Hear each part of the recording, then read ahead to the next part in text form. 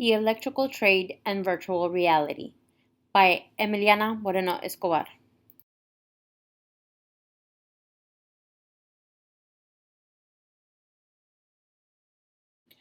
The purpose of this study is to identify the effects of virtual simulation and augmented reality in a trade setting, with learners who are training towards a performance or technical skill.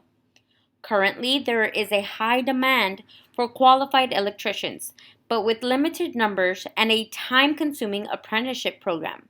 It seems the only way to rectify such an issue is to be able to provide a training that is accessible to all with the same rigor and expected outcomes of a typical apprenticeship program. Identifying the learner expectations of the course and the most effective strategy and approach to do so. As we all know currently, the evolution of education has shifted greatly towards an online venue, specifically because of COVID. But how does that relate to the trade skills gap? Is there a way that we can teach hands-on skills virtually? And if so, how do we go about prefabricating these skills? That way, the course and the trade can expand on how many learners are exposed to these types of skills.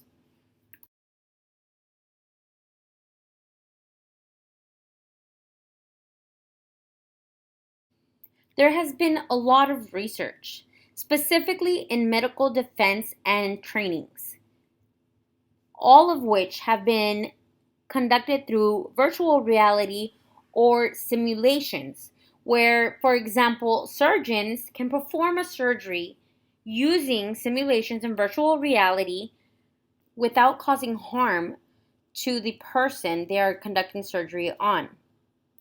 Basically, they're using these systems to practice and refine a skill. Nowadays, media alone has become obsolete or is used as an instructional aid.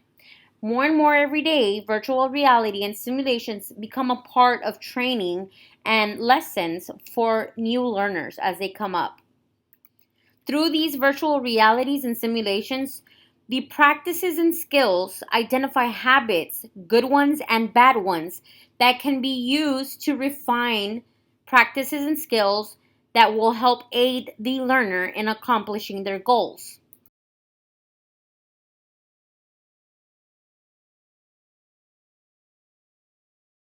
Throughout my analysis, I tried to identify instructional tools that can be used, as well as the more practical virtual reality and simulations that can be used in such an industry.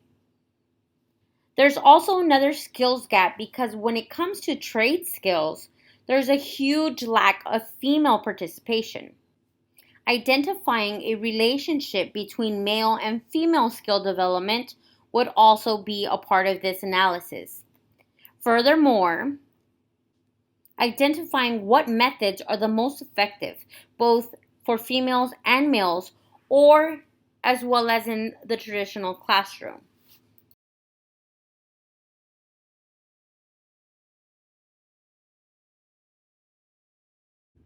My anticipated results are based on an equal participation from both female and male participants in a trade skill. Also identifying which virtual reality and simulations are most effective, and statistically finding a relationship between both genders and the skill being learned.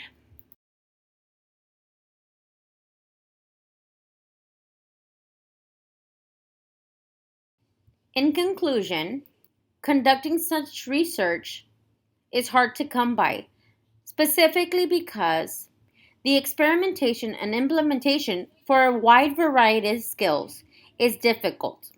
Every trade has a certain set of skills that must be acquired. With that being said, the innovations of equipment such as virtual reality has yet to be created, along with strategies and methods. Currently, the only ones available are the ones in a traditional classroom.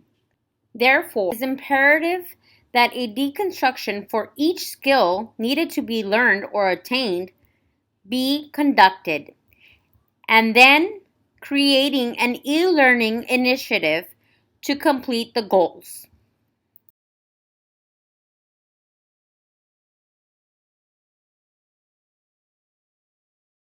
This concludes the topic of research. Thank you.